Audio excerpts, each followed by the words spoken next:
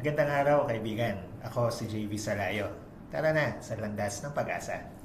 Samahan niyo akong basahin at pagnilayan ang Ebanghelyo ngayon mula kay San Juan. Noong panahong iyon, sinabi ni Jesus sa mga Pariseo, "Ako'y yayaon, hahanapin ninyo ako, ngunit mamamatay kayo sa inyong mga kasalanan. Hindi kayo makapupunta sa paroroonan ko." Sinabi ng mga Hudyo, "Magpapakamatay kaya siya, kaya niya sinasabing hindi kayo makapupunta sa paroroonan ko?" Sumagot si Jesus, "Kayo'y taga-ibaba, ako'y taga-itaas. Kayo'y taga-sanlibutan ito, ako'y hindi. Kaya sinasabi ko sa inyo na mamamatay kayo sa inyong mga kasalanan. Mamamatay nga kayo sa inyong mga kasalanan kung hindi kayo maniniwalang ako'y si ako nga." "Sino ka nga ba?" tanong nila.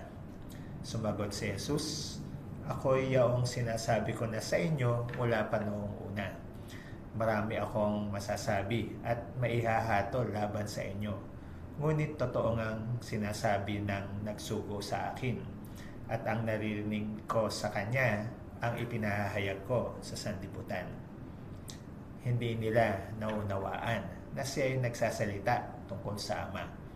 Kaya't sinabi ni Jesus, "Kapag naitaas na ninyo ang anak ng tao, malalaman ninyong ako'y si ako nga. Wala akong ginagawa sa ganang sarili ko lamang. Nagsasalita ako ayon sa itinuturo sa akin ng Ama. At kasama ko ang nagsugo sa akin, hindi niya ako iniiwan, sapagkat lagi kong ginagawa ang nakalulugod sa Kanya." Marami sa nakarinig nito ang naniwala sa Kanya. Noong panahon ni Jesus, hirap ang mga Pariseo na paniwalaan si Jesus dahil sa kanilang pride o belief sa kanilang mga kaalaman. Sa panahon naman natin ngayon, maaaring napakadaling ang sabihin na, "Oo, Kristiyano ako. Yan nga panay ang pagkukrus ko tuwing bago ako kumain, at kahit sa basketball, krus bago pumasok at krus tuwing nakakashoot." Pero ang tunay na mga challenge ay ito.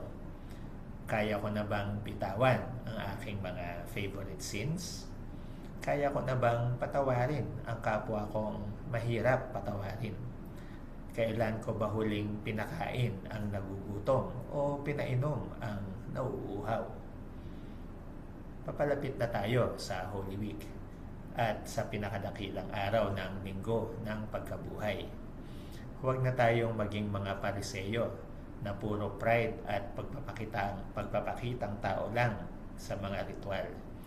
Naway sa mga natitirang araw ng Kwaresma ay pagsikapan na nating magawa ang mga challenge na ito upang maisabuhay na nga natin ang ating paniniwala at pagsunod kay Jesus.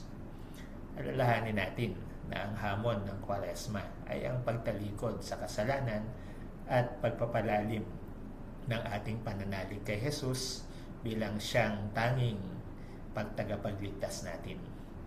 Kapag nagawa natin ang mga ito, magiging mas makabuluhan ang ating pagsalubong sa Easter Sunday at magiging mas buo ang ating pag-asa sa buhay na walang hanggan. Kung ikaw ay na-bless ng pagninilay na ito, paki-like at paki-share mo na. Ayain na rin ang iyong mga kaibigan tungo sa landas ng pag-asa.